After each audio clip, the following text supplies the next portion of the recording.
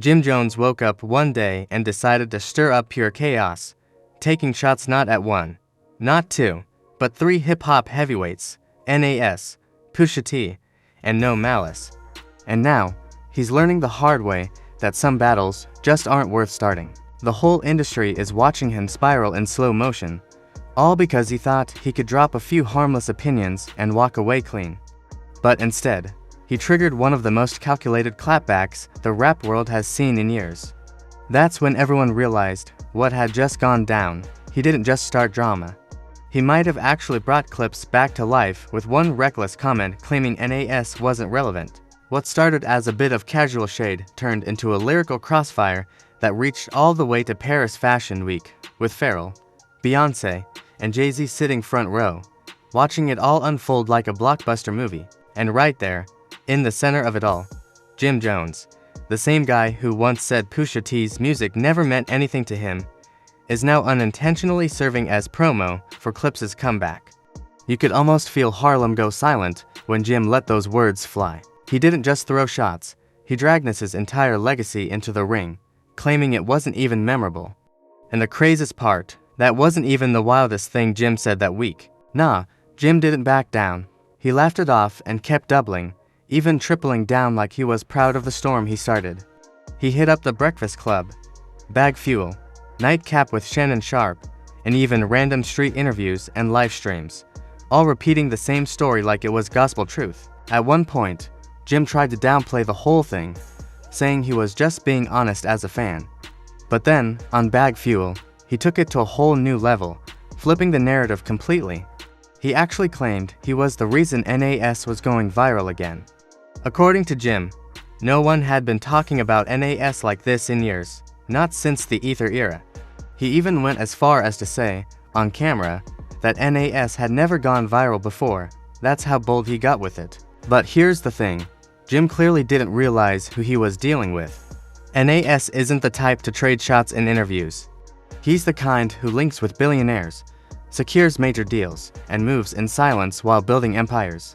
So while Jim kept talking, NAS stayed quiet and got to work. While Jim was busy lighting imaginary fires, NAS was planning one of the coldest flexes hip-hop has ever seen. No clapbacks, no diss tracks, just power moves. He posted an Instagram ad casually promoting a $5 billion Queens casino project, captioned "A time to invest in us." That wasn't just a business announcement, it was a statement. NAS was making it crystal clear, he's way too rich, too focused, and too legendary for petty back and forths. And if that had been the only fire Jim played with, maybe things would have cooled off. But nope, Jim had to push it even further. This time, going straight at Pusha T. Jim didn't just take shots, he went all in. He dragged Pusha T's name down, claiming he wasn't even in the top 50 rappers of all time. What Jim didn't realize, though, was that No Malice was listening. And now, people are seriously asking the question, did Jim Jones just reunite Clipse with one reckless take? Let's rewind. Clipse hadn't been active for almost 15 years. They'd been quiet, living their own lives. But behind the scenes, Pusha T was already planting the seeds for a comeback. Months before Jim even spoke up, Pusha told Rolling Stone he'd been trying to get his brother back into the studio. He said, "I'm like, yo, listen to what I just made, we could really do this." But No Malice brushed it off, saying he was done with rap. Pusha added, "If I had it my way, it would be the Clipse again. It's really up to my brother." And just like that, Jim might have given them the perfect reason to reunite. The Clipse comeback rumors started picking up steam after they hit the stage at Pharrell's Something in the Water festival in Virginia Beach back in 2022. A few months later, they popped up again, Complexkin, then Hyde Park Summerfest in Chicago, running through classics from Lord Willin' and Hell Hath No Fury. Fans could feel it. No Malice looked ready to jump back in for real. Then everything changed. Clipse were spotted in Paris, walking the Louis Vuitton runway hand in hand with Pharrell, who had just become the brand's new men's creative director. Front row sat Jay-Z and Beyoncé, watching every moment. And then it happened, mid-show, a brand new Clipse track dropped through the speakers. It was raw, razor sharp, and there was no confusion about who it was aimed at. Jim Jones had just been called out in the middle of Paris Fashion Week. Pusha didn't hold back. This wasn't just a diss, it was art, a lyrical hit job wrapped in high fashion, co-signed by the biggest names in the game. And behind it all was Pharrell. Fans immediately started connecting the dots. Was this his quiet payback? A chess move from LV's own HQ to clap back at Jim for all the slick comments and shade over the years. It's possible, especially since Jim had been publicly calling Drake the GOAT, putting himself directly opposite of Push's biggest rivalry. And just like that, Clipse was back. No press run, no promo, no singles, just a revenge record dropped on one of the most iconic stages in the world. Jim probably thought he was just talking slick, but Pusha and No Malice were using his words as fuel for the coldest comeback set up in years. Now, fans are asking, did Jim accidentally hand No Malice the most legendary return moment in hip-hop? Or did he just write his own career's obituary? Because Clipse hasn't even dropped the album yet, and already the damage is done. We can't ignore Pharrell, the silent mastermind behind it all. He's not just their producer.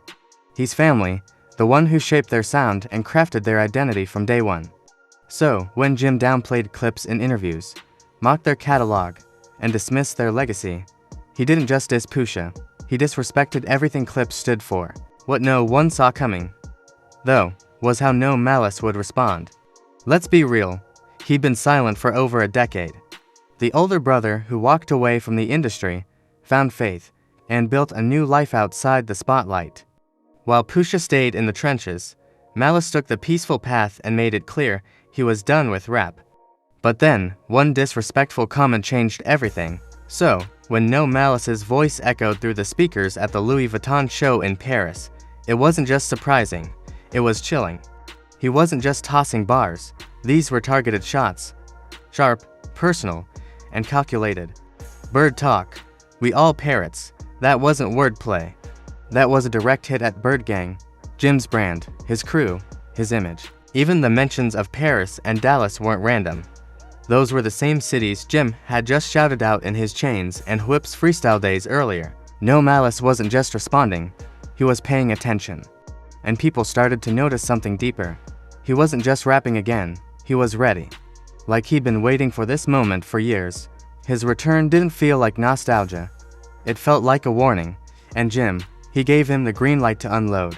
Jim even tried laughing it off, posting clips of himself brushing off Push's Paris verse.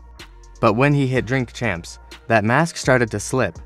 When NORE brought up the Clipse diss, Jim flinched. That moment said it all. Behind the jokes, you could see the cracks. So, what did Jim do? He ran to the booth and dropped his Chains and Whips freestyle, firing back over the exact same beat Clipse had just used to call him out. Then came the Bet Awards, and that's where things got even messier. Bootleg Kev sat Jim down for a quick interview, and Jim did what he always does, try to act like it was nothing. When asked about Clipse's new single Chains and Trumpets, Jim didn't hold back. He brushed it off like it was weak, claiming Clipse was just leaning on nostalgia and that their bars weren't hitting. But instead of sounding cool under pressure, Jim came off like a rapper losing control, spiraling right in front of the cameras. Because what do you do when the same artists you tried to clown start leveling up in front of the whole industry? You either double down, or you fall back, and Jim, he doubled way down. Just when it felt like Jim Jones couldn't dig the hole any deeper, he grabbed another shovel on Nightcap with Shannon Sharp. This time, he circled back to his favorite punching bag, NAS. Jim claimed NAS was never truly influential, saying he always played second fiddle to Jay-Z and DMX. And then he really lost the rumor, saying it with a straight face. That's like saying Jordan fell off after Space Jam. Come on now, that's just delusional. Meanwhile, as Jim kept chasing headlines, Clipse was moving in silence, pulling off a master plan.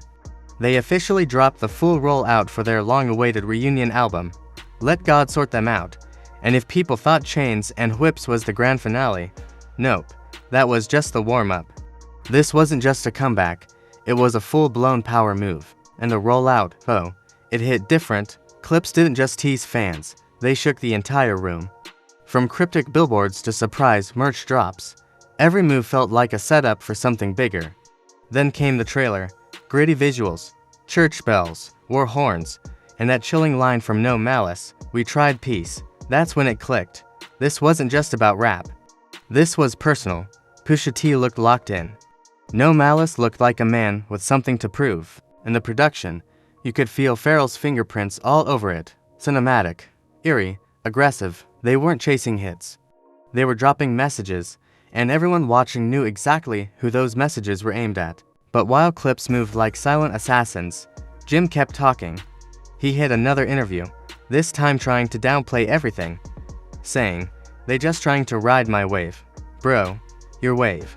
These are the same guys who gave the world grindin'.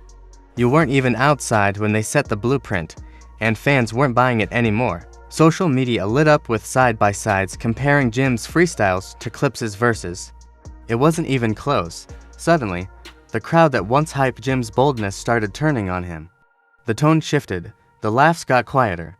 Because here's the truth, Clipse came back sharper, colder, and more focused than ever.